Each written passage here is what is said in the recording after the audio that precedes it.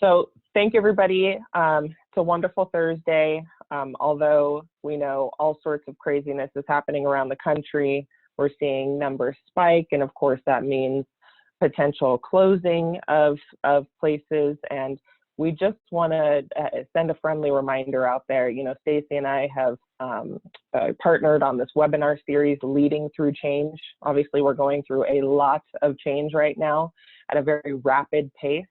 And so we wanted to make sure that you guys had an opportunity to just hear from security and safety professionals out there who are, you know, doing their due diligence to vet solutions and best practices and what's working and what's not working.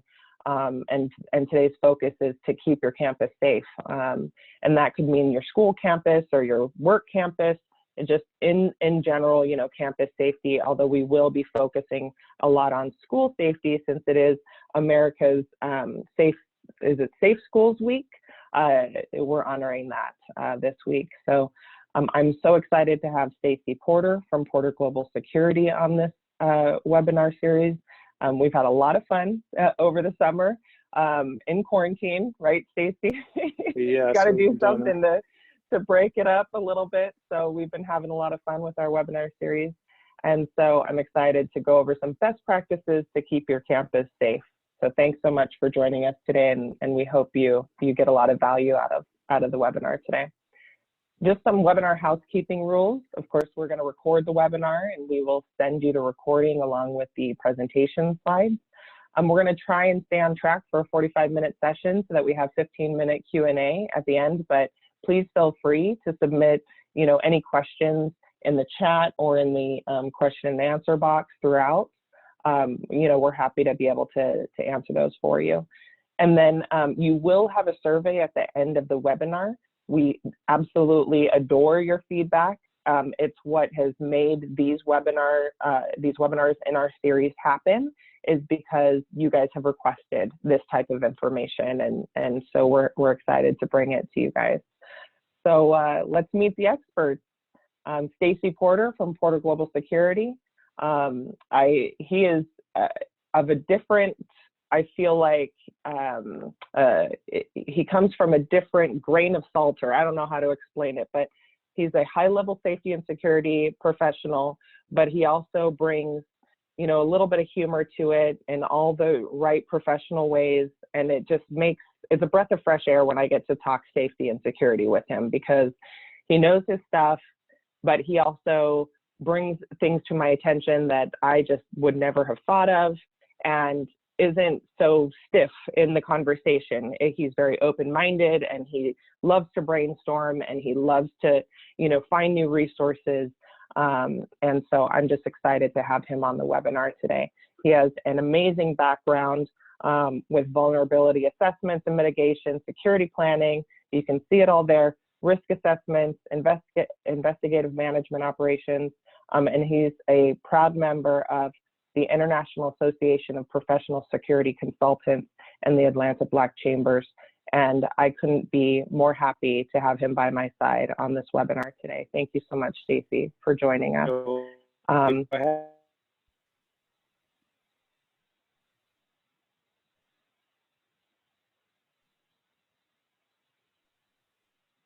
I think we lost you. Nope, I am here, and I apologize. Okay, there you are. I'm still here. Yes, I just want to say thank you for having me. And up next, we'll be going over Ashley's biography. If Ashley, you want to talk about it briefly, we can go ahead and do that. But I'm looking forward to this presentation. Thank you, Stacy. Yep, Ashley Davis, PunchAlert. I am known as the mother on a mission to bring communities together and save lives. I've worked with many CEOs and executives and solopreneurs to grow their personal and professional brands, but really just focus on, you know, help them focus on what they do best and what they're an expert in, and combine them with services and other experts that can help them grow their business. I just get really excited when I get to partner, you know, those strategic partnerships, and also dive in deep to the trenches of those organizations who are doing good, taking action, making change with the ultimate goal of making that better tomorrow. I recently am launching the Global Collective, and which I'm super excited about, and you'll hear more and more about that as time progresses. And also, I'm super excited about the Crisis Ready community. So if you are a professional who, lives and breathes preventative, measures and cannot stand to be reactive, but wants to be more proactive, and build a culture of that proactiveness within your organization, check out the Crisis Ready community. You'll be surrounded by a lot of like-minded people there. So let's actually, before we get to questions, okay, and you please feel free to type questions in the chat box. I always like to ask Stacy, just something that maybe not many people know about him that he would like to share, so we can get to know Stacy a little bit better before we get started. Okay. Like I said, I like to just loosen up and keep it lively, so I appreciate that. One of the things I'll mention, just a lot of people may not know about me. Of course, you're at my bio, have an extensive background with the federal government, and now I started my own business. But something fun regarding myself, last year before COVID-19 hit, of course, Atlanta is where I'm located. Atlanta is the Hollywood of the South. So they do a lot of filming in this area. And last year, I got a phone call from a gentleman asking me would I be interested in doing executive protection for a well-known movie star that was filming a movie here. So I figured, you know what, if I can stand next to a president, I'm pretty sure I can stand next to one of these movie stars while they're filming. And we had an opportunity to talk. It's a Netflix movie. The movie's not out yet. I can't wait for it to come out so I can see how everything turned out. But it was very interesting being behind the scenes and how everything went down. And the person that I'm speaking of is Melissa McCarthy. Wonderful lady, awesome. She's very funny and very professional, all at the same time. But we really hit it off, and thankfully we were able to get all the filming done before COVID-19 hit. So I guess whatever the movie pundits do as far as the editing and everything else that goes with that, hopefully the movie will be coming out soon on Netflix. But that was a great opportunity. That's not a direction I'm looking to go in with my business.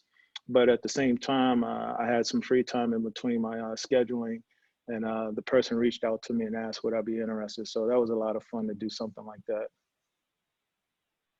Well, and that says a lot, right? When you just have someone go, I need executive protection in the Atlanta area. Who am I going to call? And then your name pops up, right? I can imagine exactly why, right? Because he knows that you're not going to take advantage of the situation. You're going to be the most professional person. You have full awareness of the area and everything else. So she would be in the best hands. And I'm a huge fan of Melissa McCarthy. So I love hearing that story. Thanks. Okay, so make sure you type your questions into the chat box. Okay, so we'll get started with security measures. Back to school, be safe and be smart. Obviously, a lot of us, I'm a parent of 5 kids, and so there's a little bit of anxiety here about letting our kids go back to school and have to endure, wearing a mask and the social distancing and all that kind of stuff. We hope that our kids, can maintain that social distancing and maintain those healthy habits that can keep us all safe. But we all know kids are kids, right? So what are some back to school safety tips that we can use? Stacey, I'm really excited to hear from your perspective on, how we can keep our kids safe at school. So did you want to get into this, or do you want to say something just a little bit before we get into the enhanced monitoring? No, let's get right into it. I appreciate it. Sounds good. All right, just looking at this first slide, enhanced monitoring for properties that remain closed or have few staff on premises. I know in Georgia right now, and I'm pretty sure further up north, I know we do have a gentleman on the call who lives in North Carolina. Those schools have already opened. I know they're doing both virtual and some in-person classes, but a lot of schools haven't opened yet, or with the numbers continuously climbing as we've all been paying attention to the news, we want those doors to hopefully stay open and not close again. So this slide right here, again, I just want to talk briefly on is, the K-12 schools may be reopening, as I mentioned. But I know as schools start to open and you're bringing students back into the schools, how can they stop or hopefully, stop the spread of the COVID virus coming into the schools? Now, one of the things I wanted to point out is there's a lot of great technology out here today, and you have to be careful on which technology you choose because schools are very unique. A lot of times, especially our public schools, they're funded with federal money, and most times their budget is already planned out, but because of COVID-19, they had to adjust that budget and bring in various technologies, cleaning materials, cleaning companies to ensure the safety of the students and staff. But one of the things you also want to keep in mind is a lot of these schools may be dormant, meaning, half the student population is only there and some are at home. But what's going on during off hours? Do we have a lot of vandalism going on within our schools? And if you do, what's going on with that, surveillance? I'm sorry. Yes, one of the things we want to keep in mind is, let me apologize. Let me get back to this. Yes, Ashley, can you hear me? Yes, I can hear you. Okay, I apologize. My headsets were dying on me, so I just want to make sure we're okay. All right. One of the things we want to keep in mind is vandalism. I know a lot of schools, they have the camera coverage out there, which is great. And I tell everybody, the cameras there are not the end all be all, but it is a tool that can be used for surveillance, especially doing investigative purposes. If someone were to do something suspicious in and around the school properties, as well as your business, hopefully you have some type of camera coverage or some type of technology in place where it can alert the organization or the administration, whoever's in charge of monitoring the system. And also they can reach out to the local police department and let them know, hey, this is going on in and around our schools. And, they can stop what's going on in and around your schools. Another thing I would suggest when I talk with schools is building that great relationship with the local law enforcement department. How often are they surveilling the schools, riding around, checking on various things? There are so many different access points within your schools, and you want to ensure those access points are secured and monitored as they should be. I know many of our schools have the resource officers inside, and they do a wonderful job as well. I know that's been a lot of talk before COVID-19 of disbanding the resource officers in our schools because of various situations or problems that have been occurring. But I think if you use them properly as you should, that's a definite tool to have on your premises to ensure you're not having any type of break-ins or property theft within the schools. Kids right now, they're at home, they're in the house, they're bored, and idle minds after a while just start to come together and say, okay, what can we do? And you'll start to see some of these things occurring within our schools. There's a lot of expensive equipment within the schools, and kids know that. So we have to do our due diligence and ensure that we're doing surveillance and we're securing our schools as we should. Schools are soft targets, and there's so much that needs to be done within our schools. And hopefully with the various technologies that's out here, we can implement that within our schools. But one of the things I try to do when I go out and talk to a business, schools, or houses of worship, I try to look at cost-effective ways and how we can do business. I know it's hard sometimes to walk into a business or a school and say, this is what it's going to cost you. Some things you have to spend money on, but you want to be mindful of, what do you already have in place and how can we utilize what you have in place and improve and improve on that. So that's pretty much, my gist with this slide. If you want to add any piece to this, Ashley, feel free. Yeah, I think that just something that comes to mind for me is the talk of schools receiving funding right now, right? And the argument is, well, they're not, if they're not open, then they don't need funding, right? But this is a good point. They do still have to secure their facilities and secure their school and secure the stuff that's inside of it. And so that was just something that came to mind when you were talking about why schools need funding, regardless of if they're open or not, right? For these purposes right here. And one of the things I'll also add to this, of course, we're trying to figure out how to get through this pandemic. But one of the things that this pandemic has done for many of us, especially our businesses, schools, houses of worship, it's allowed us to open up our minds even more, meaning that we're on alert. Everything, we're checking everybody that comes onto the property.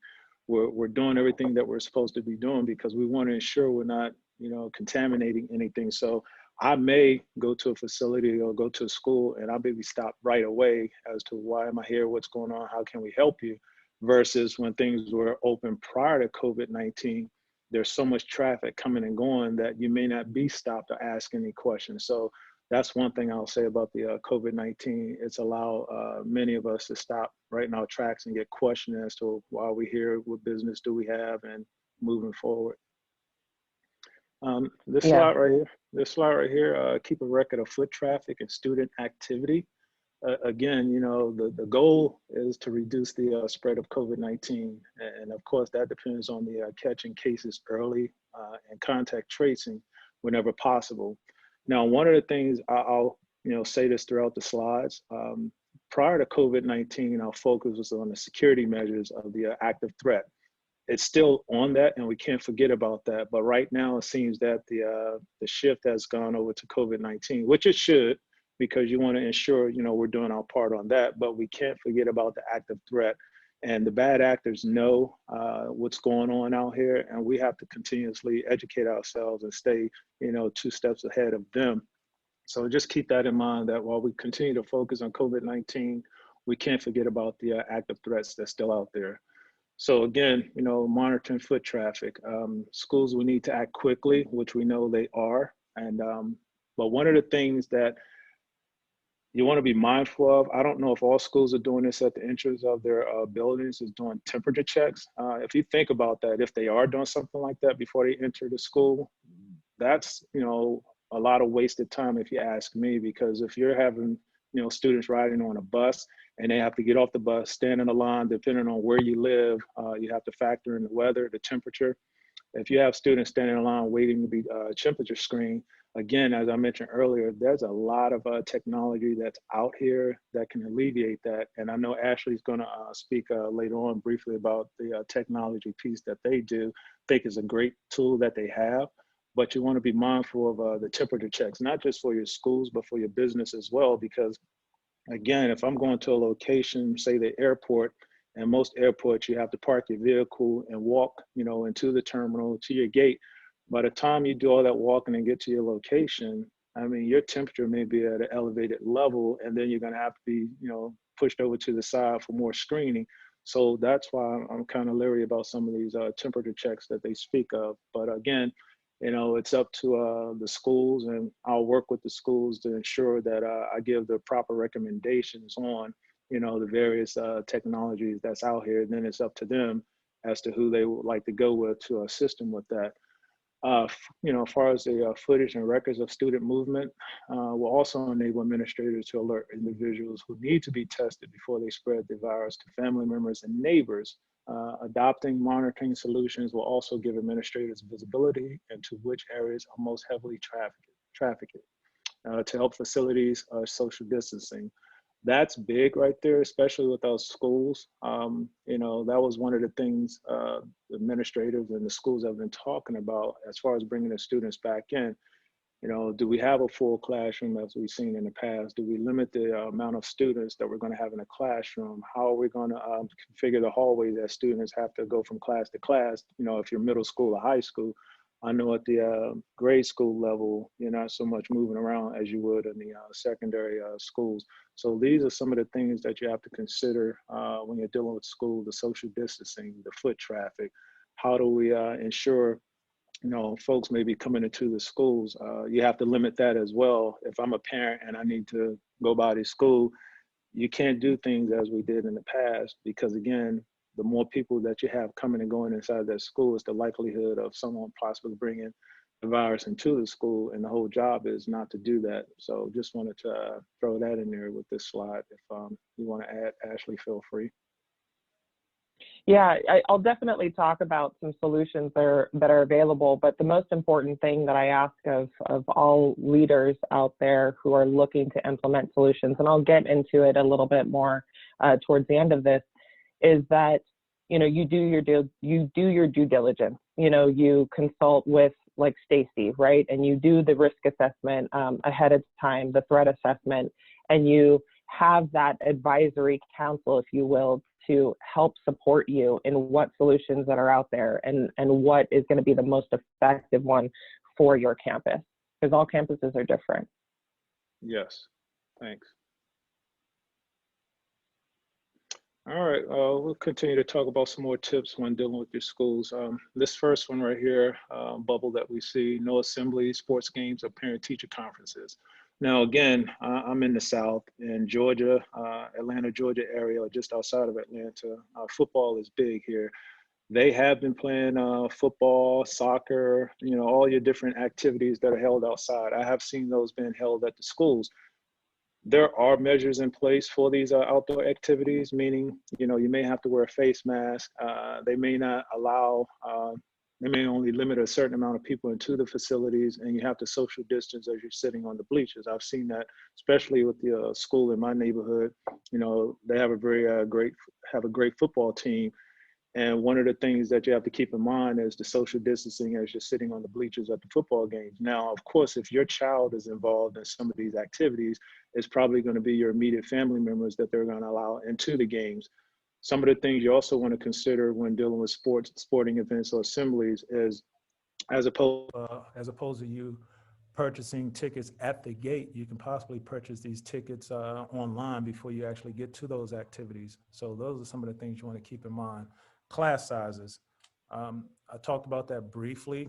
Again, prior to COVID-19, those are some of the things we saw in place, large classroom sizes. So class sizes of 12 or fewer, that's why you have to have a split schedule, meaning depending on how they want to do it, if they want to go by last names or go by your first name, say, okay, this last name group will come to school on Mondays and Tuesdays, and this group will come on Tuesdays and Thursdays, to alleviate having a certain amount of students in a classroom, and they can practice that social distancing by doing it that way. So just keep that in mind. And Ashley, feel free to add to this if you like as well. Yeah, definitely. And the other thing that I'll add is about the technology. So you're going to see technology towards the end of this that is going to give you the ability to manage, your visitors by A and B days, or by, shifts, or things like that. So there's a lot of different solutions out there. I know it all seems very overwhelming to make all of these changes and to implement all of these new procedures, but there is a lot of technology out there that is readily available to you to help you to support your efforts here. And one of the things I'll add to this, again, we're still dealing with the outdoor activities. Eventually, the basketball season and other sporting events and assemblies, we're eventually going to go back to the indoors. So that's going to look much different than it did last year. And again, I know volleyball season here in Georgia is going on, and the gym is not as crowded as it was prior to COVID-19. So you're going to have to limit the amount of people that you allow into the facilities to help cut down on this. And as we continue to see the numbers rise, that's another thing that schools are going to have to look at. Do we continue on with the season, or do we cancel out the season?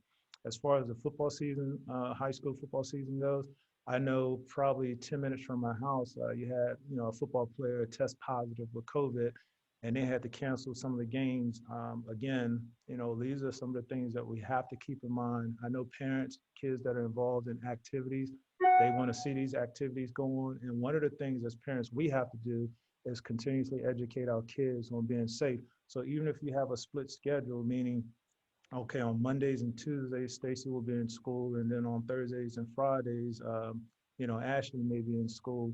But who's to say that those kids aren't seeing each other outside of school anyway, which I'm sure they are, but we just have to be smart and think better than what we're doing, because, you don't want, and that can happen in your business as well. Just because I have a certain group coming to work on a Monday and a certain group coming on Tuesday, who's to say that those groups aren't meeting up at a restaurant, on certain days, and they're all commingling, and then they say, okay, we're going to bring it back to the office, because office space, they are open. Not all offices are open, but there are offices that are open, and people are coming into the office space and they're infected, and then lo and behold, you have to shut down the office space again.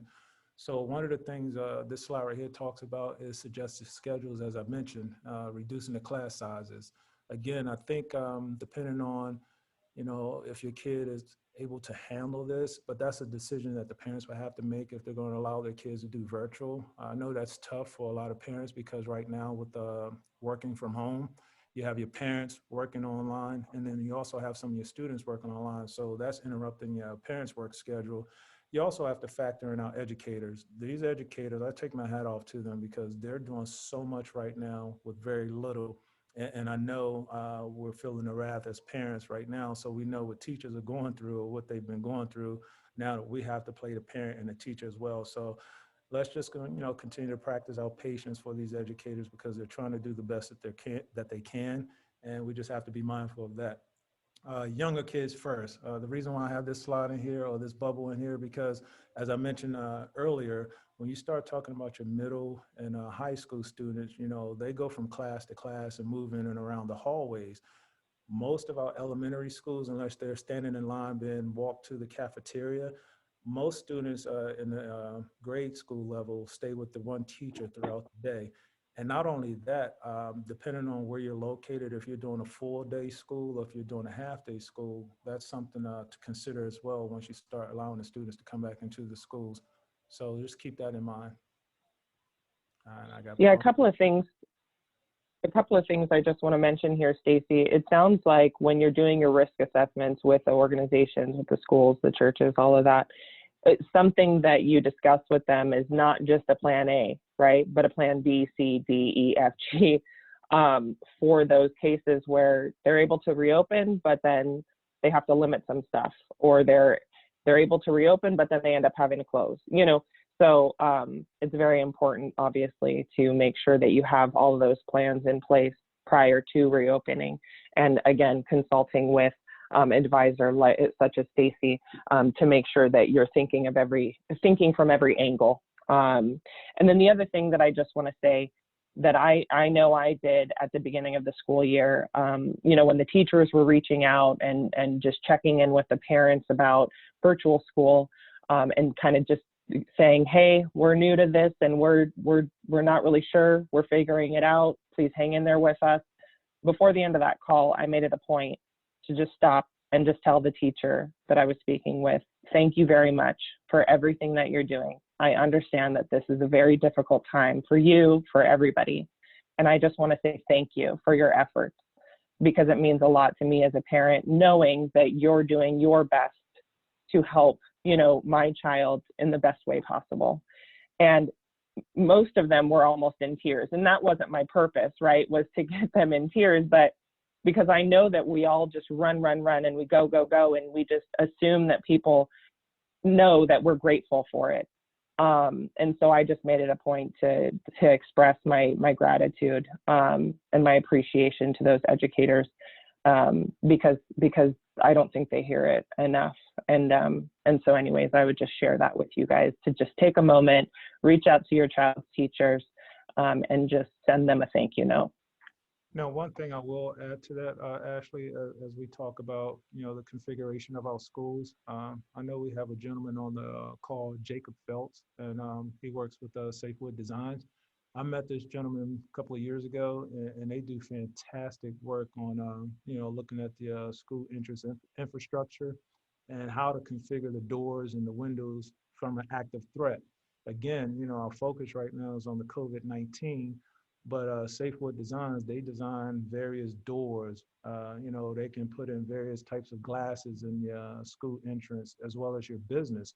How do you want to protect your lobby area when I walk into the entrance of your facility? So again, as many of us are working from home, there's so much going on, and we can't forget about the workplace balance, because businesses, they will open up their doors again, and schools will open up their doors again, and everything that's happening within your home, people are going to carry that over into the business as well as the school. And again, there's so much that's out here, and you want to make sure you're working with the right companies and the best technology. So it's not just being used for COVID-19, because once we get through this pandemic and you purchase this technology piece, how else can I use this once COVID-19 has passed? So moving forward. Yeah, exactly. Yep, go ahead. And moving forward with this slide right here, adopt surveillance tools such as Sentry, which Ashley is going to talk about. I know some people have been talking about the thermal cameras, which, I can't speak too much about them because I'm not the subject matter on that. But I know some of your airports have talked about adding thermal cameras at the airports so they can capture various temperatures. But again, as I mentioned earlier, if my vehicle, I live in Atlanta, Georgia, and it's summertime, if my vehicle is parked at a certain location and I have to hike it to a bus or a shuttle bus and then run to get to my aircraft, my temperature may read differently than someone else's. So again, you just have to be mindful of your thermal cameras and the placement of those thermal cameras.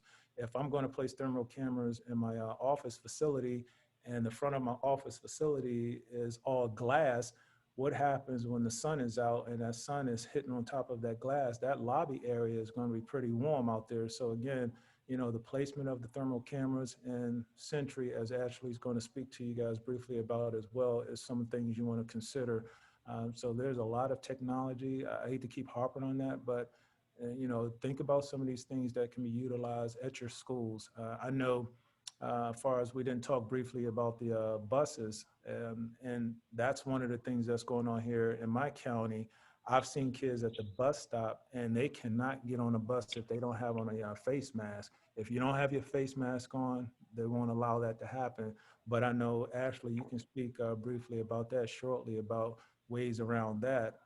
But right now, until you have something in place, that's one of the things they're doing in my county is students and the bus driver must have on a face mask before they can get on that bus. Yeah, it's definitely really important to think about, you know, the time consumption of some of these processes and procedures that you're looking at implementing and making sure that you're not adding to, you know, the complications, right? And so I will go into a little bit more detail and share with you about Sentry and the integration with thermal cameras and things like that, and integration with like visitor management, emergency management, that can really streamline a lot of that for you guys.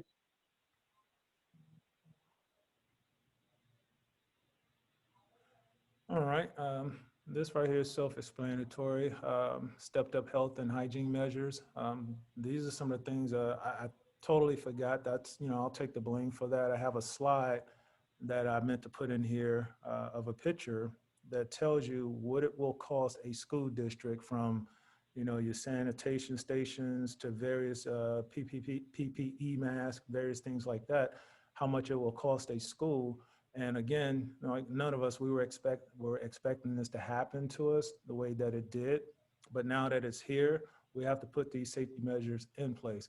So again, as we continue to deal with this pandemic, especially going into a school building, and depending on the building or where you live, let's look at the infrastructure of that school. One of the biggest things that schools had to do, and I hope all of them are doing it, is looking at the airflow within the school. A lot of this infrastructure may be old, depending on your school.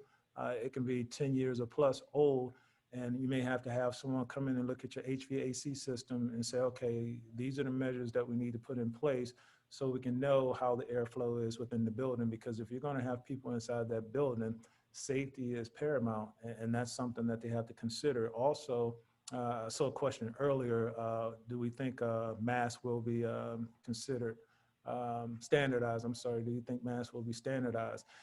I can't really speak to that. That's something that the school will decide, but I believe if you're in a classroom environment, schools are asking kids and educators to wear a mask. But of course, as you start to move around, it all depends on the airflow within the school, the temperature in the school. But I think that's something that we are seeing right now is the standardization of masks. I know the CDC, they just came out yesterday or today, I believe, about, you know, public areas, meaning your trains, your buses, your aircraft, that they're recommending that everybody wear a face mask when they're in these areas, because right now that everybody's working from home, depending on what city you live in, if you have a train system, you know, how many of us are actually getting on a train? How safe is it to get on a train? And if I do get on this train, you know, will I be the only one with a face covering on, or will everybody be required to wear a face covering on that train? I know right now you have to do that on an aircraft, and that's something that the CDC just put out, yesterday or sometime this week. So great question, Jacob, as far as the standardized mask. I don't know if that's been done in North Carolina, but as I come out and do my assessments on these locations, those are some of the recommendations that I can throw out there. If you're not allowed to get on a school bus because you don't have on your face mask, I'm pretty sure those are things that you're going to have on when you're inside the school. And I know that's a touchy subject, especially when you're talking about our grade school kids, because little kids, unless you talk with them, and I'm sure as parents we're doing that so much today, kids are intrigued by various things. I know if I have my lunch pail and I see that Ashley have a Twinkie or something in her lunch pail, I may want to trade off. Now, of course, I'm not going to do that today, but that's just how kids are. They're going to, see someone else's face cover and say, okay, I like that. Can we switch? And those are some of the things as parents that we have to educate and talk with our little ones about. And as a teacher, I'm sure they're keeping track of that on top of all the other things that they're doing. That's why I take my hat off to these teachers for what they're doing. As far as wearing a mask, temperature checks, hand washing, frequent sanitization, those are some of the things that we have to do on a regular, ensuring that we're using the sanitation stations. And I know those are things that are placed throughout the schools and various locations, hand washing, social distancing. Again, that can only work if you limit the classroom sizes on the social distancing. And the biggest piece for me, if I'm going to allow my student back into the building again, is the airflow within that building. How old is this infrastructure? Again, that's tough right there, because you can't just go in and rip down the school, but there are some things that you can put in place to ensure that the airflow and everything's been tested, and you're getting a positive test out of that versus getting a negative test out of that. So reach out to myself, Porter Global Security, and we can assist you with your various vulnerabilities and how to mitigate those vulnerabilities. Awesome. Yeah, thanks so much, Stacy. I appreciate that. Before we move on to streamlining communication, did you have anything else that you wanted to add before we get to that? No, that's pretty much it. Like I said, I know we're pressed for time. And again, I just wanted to put this information out. It's information that people probably already know and they're already seeing being done at their schools. But I think I believe it's vital for us to have this conversation and continuously have this conversation, because again, depending on where you live right now, like I mentioned to you earlier, we're just below 80 degrees, but eventually that temperature is going to check. And, we're going to have to eventually deal with this twindemic, meaning the COVID-19 on top of the flu.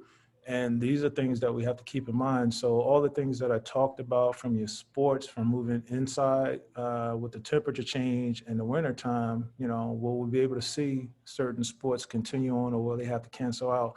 We just have to continue to talk, follow the guidelines of the CDC and do our part, as human beings, and be safe out here. So I appreciate it. Yeah, no, thanks so much, Stacy. So as we're thinking about, doing these risk and threat assessments and working with security advisors like Stacy, who are going to help us with plan A, B, C, D, E, F, G, right? And looking at implementing new solutions and new products and new procedures, right? The one thing that I want you all to keep in mind is, how are you going to streamline that communication? How are you going to keep everyone connected and informed? Because it's so important, right? Effective communication, as Melissa Agnes, founder and CEO of the Crisis Ready Institute, says, requires all remaining aligned with the organization's values, truly understanding your stakeholders so that you can know what's important to them, get ahead of their inquiries, and being in a position to effectively meet them on their turf. And what does that mean, right? That means that you need to connect and engage your stakeholders.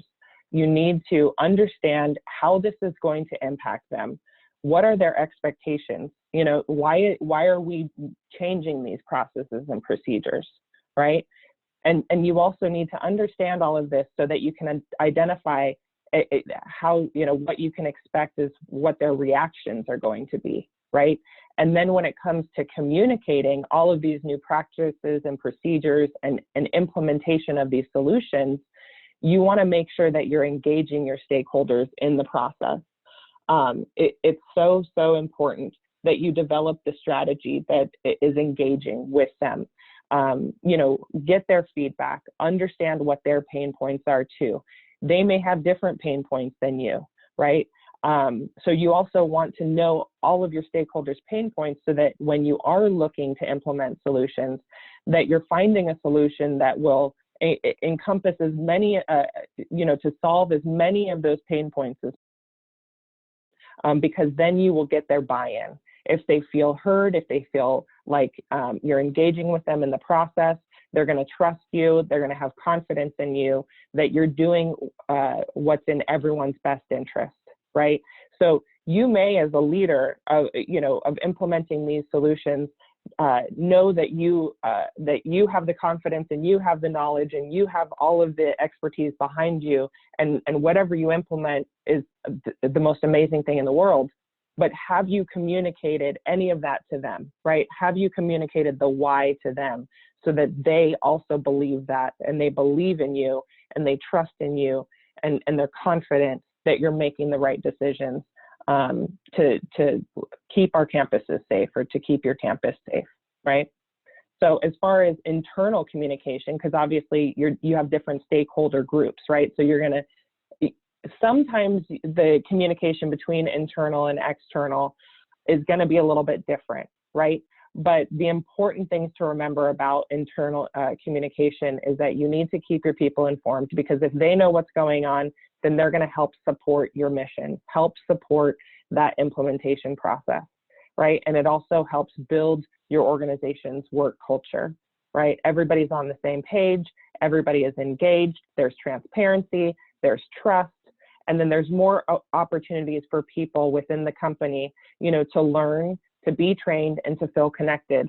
They are more engaged in the process when they feel included. And it creates an environment that's open to feedback, debate, and discussion, which is super healthy, right? You need feedback. If you're looking at implementing a process or procedure or solution, you're going to want to take it to your team, the team of people that knows the heart of your organization the most, right? They're going to be able to help you with that broad perspective, and they're going to be able to help you with feedback and just that discussion, that brainstorming that needs to take place in order to effectively implement these processes and procedures. And, it improves overall employee experience. And we all want our employees to be happy, because if we take care of them, then they take care of everybody else, right? All of the stakeholders. So we just want to make sure we're engaging at all levels. Your C-suite needs to be involved, or your executive leadership team, or your all the way up in your school, the principal, the vice principals, everybody needs to be involved, all the way down to, even the students. Why not get the students involved in a mastermind session?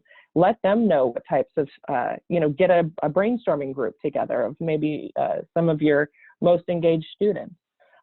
Your parent group, right? Maybe your parents have, your PTA, right? You can engage them and involve them in the discussion as well. I know it sounds like a lot of work, but it's important to get their buy-in, because you will have a more successful implementation. Some communication strategy tips, explore and analyze your current strategy. So these are some of the things that you're going to do before, during, and after, right, the brainstorming process. It will help you get your messaging consistent. You want to look at providing a platform or a way for employees to be able to share their voices so that you can crowdsource that information. So it's not just, oh, we need to get together on a call, or we need to get together in a meeting. You have a technology solution that allows you to crowdsource that information. So many of you know me for working with PunchAlert. PunchAlert has an announcement module. You can send out an announcement, and you can offer the option for them to comment back on that announcement. That is key, right? You're giving them that two-way engagement that is so necessary to sending out, hey, this is my vision of what I'm trying to achieve to keep our campus safe. What is your input? So it's not always about hopping on calls and getting in meetings with people. It's just about being able to, again, meet them on their turf. They can receive that announcement, they can respond when they have a minute to do so. So again, just different ways that you can engage them throughout the process. You definitely want to avoid communication overload, right? So there's a fine balance. You don't want to over communicate, you don't want to under communicate. So you'll definitely have to find that balance. And then of course, embrace technology to streamline those communications. We talked a little bit about the announcement module in PunchAlert. There's also a tips module in PunchAlert that allows for you to like see something, share something. And so again, just giving them a way to communicate their concerns, their needs to you. And then of course you want to evaluate those that communication progress. And ultimately, without an internal communication strategy, your company's values get lost. Employees are confused about their employer.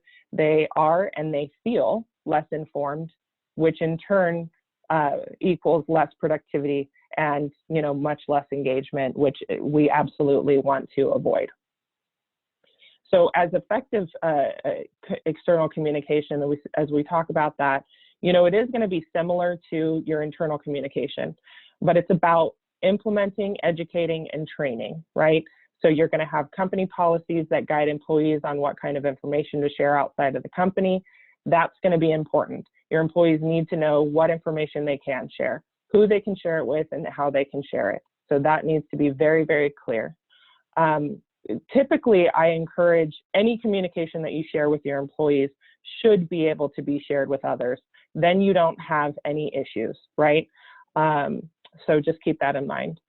And then, of course, you're going to assume that everything will be made public. So consistency and transparency is important, and that supports the statement that I just made earlier.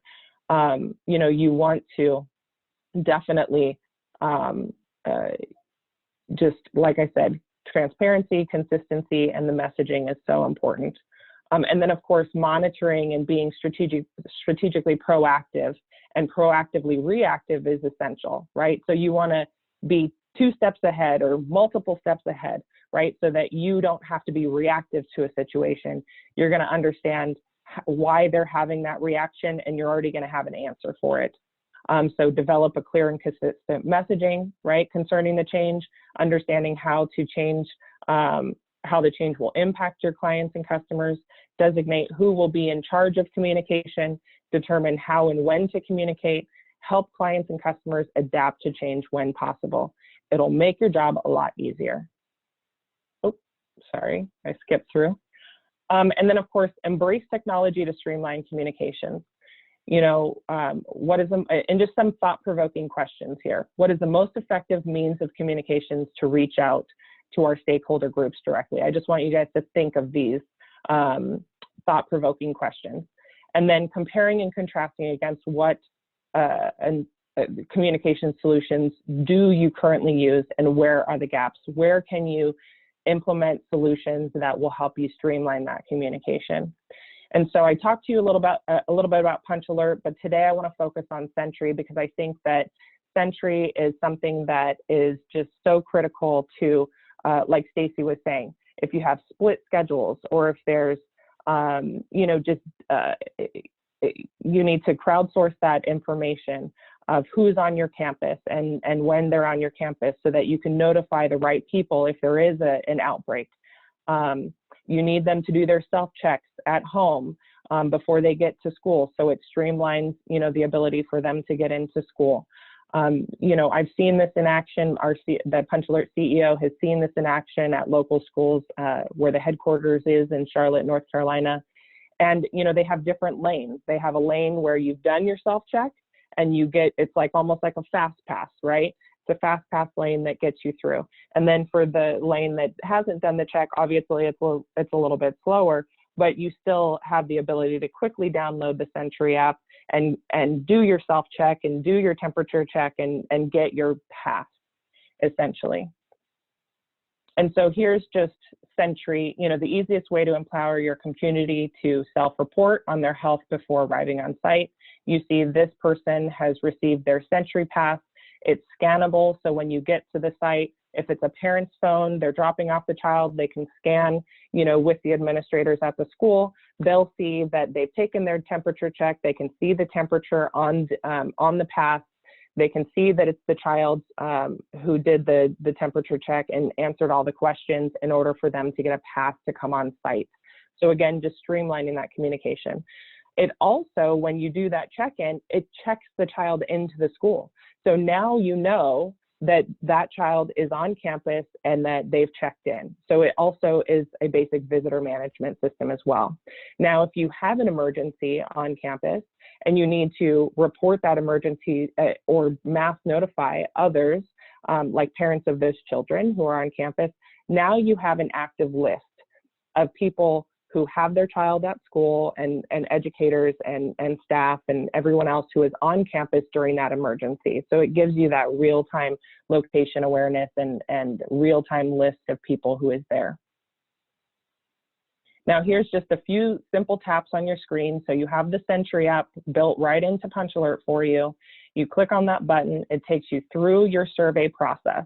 Are you experiencing one or more of the following symptoms? You go through the survey process, you answer the questions, you take your temperature, you submit your temperature with your picture, and then you hit next, and then it grants you your pass. In this area, obviously we have the PunchAlert logo, but you would have your organization's logo. So you would know that it's a pass for your organization. You can also, if you don't have the PunchAlert app, that's fine too. You can do all of this from a web console in the comfort of your own home, and it still grants you a pass. You can print it out if you want to. And obviously you can also access this web console on your smartphone as well. So you can pull up that pass and they can do the same thing and scan it. So here's a picture of the user portal, and then there's an admin portal. And of course I can go into more detail, but I'm not going to do that today. I really just wanted to show you a solution that's out there and that's available to you that can help you streamline that check-in process that we're all having to do when we go into various facilities, not just schools, businesses, even restaurants, right? I've seen where you have to fill out the piece of paper and, say that you haven't had any of these symptoms. So this solution can even help them. So if you do know of organizations that just have that very manual process that you would like to introduce them to Stacy or myself so that we could talk to them a little bit further about how they're managing that process, we would be happy to do so. But ultimately, please do your due diligence. There's solutions out there to help you. I appreciate your time today. And if you have any more questions, here's our contact information so that you can reach out to us anytime. We're happy to engage in a conversation with you. Maybe I speak for Stacy too, but I kind of geek out on this kind of stuff. So please, I'm seriously saying this is my contact information. I'm happy to have a brainstorming session with you guys anytime. So thank you so much for joining us today. I would love to answer any questions if you have anything. And Stacy, please, I kind of just breezed through that because I was trying to get through and stay on time and on track. Is there anything that you would like to add to what I was talking about with effective communication? I do have something. If you can briefly just talk to the audience about the privacy issues. I know that's been a talk for a lot of people when it comes to technology. Well, what's going to happen with my information? What are they going to do with it? So I don't know if you can speak to that briefly. Yeah, that's a great question. So we are absolutely HIPAA compliant. We are, I can't think of the other compliancy, but because we do have students in our system, we have to have extra security. I mean, we meet and exceed the levels of privacy and security. And if you go to our website at punchalert.com, we have our whole legal page that has all of our terms and conditions and privacy policies on there. But we absolutely follow, like I said, the HIPAA compliancy, and I can't remember the other one. It has completely left my mind, but we're absolutely compliant across the board. Me as a mother of 5, it's very important for me to make sure that I am promoting companies that are doing their due diligence to, maintain privacy and maintain security. And so you have my stamp of approval when it comes to PunchAlert, when it comes to Sentry. They do meet and exceed privacy and security practices. Thanks. That was a great question. Thank you. Do we have any more questions for myself or security related, or any questions in the chat? I'm looking to see if we do. Let's see. Thank you so much, everybody, for hanging in there with us. I don't see any other questions right now. Stacy, I just want to say, what is your typical kind of process when you meet with an organization and you do the security assessment with them? What does that time frame look like? if they're looking to get something done quickly, is that doable? Does it take a little bit of time? Can you talk a little bit more about maybe what that looks like? Yes, again, the schools are very unique because of the size. So when you talk about a risk assessment or doing a physical security assessment, you don't want to rush through that. And prior to me even coming out, I want to give it 110%. I don't want to shortchange anybody. And what I try to do is, just have that consultation with you up front, talk about the various things that we may have to do. I also send out a pre-questionnaire. If I'm going to go do an assessment on a facility, I'll send out that pre-questionnaire. And, depending on my contact, that contact that I'm dealing with can have it filled out, have it sent back to me. So now I have all that information in front of me. And when I get to your location, now we can start processing this. Okay, take me to this space here. You check yes, no, or, you don't have it. I like to look at it and figure out, is it in the right place, or is there something that needs to be added? So again, it starts, as I tell people, with your risk assessment. I like to start out and work my way in, because if you have a perimeter fence, I want to look at that. How many access points do you have within that perimeter fence? But it all depends on the size of the facility.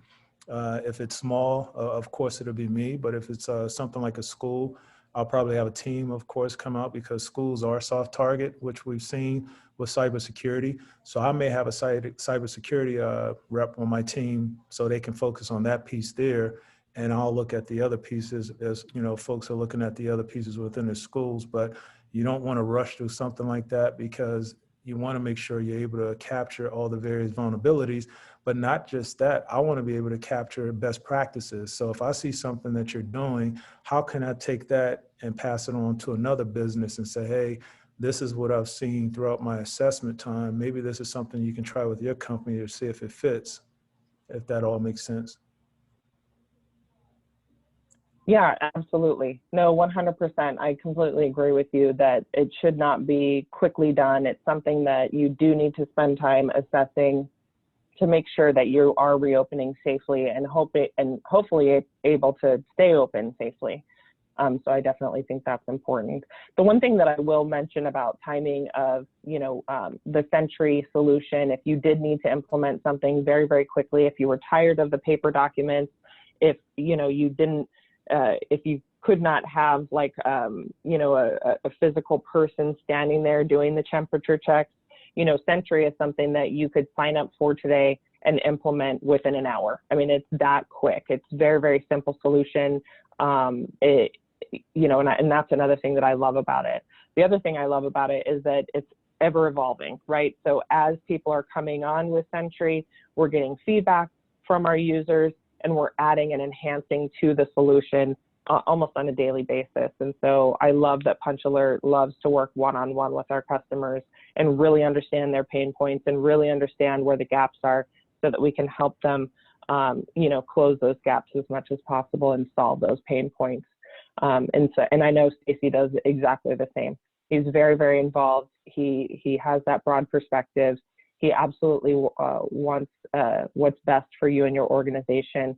And so, just if you have any questions, like I said, his contact information is there, and he would love to get on a call with you and just brainstorm with you as well.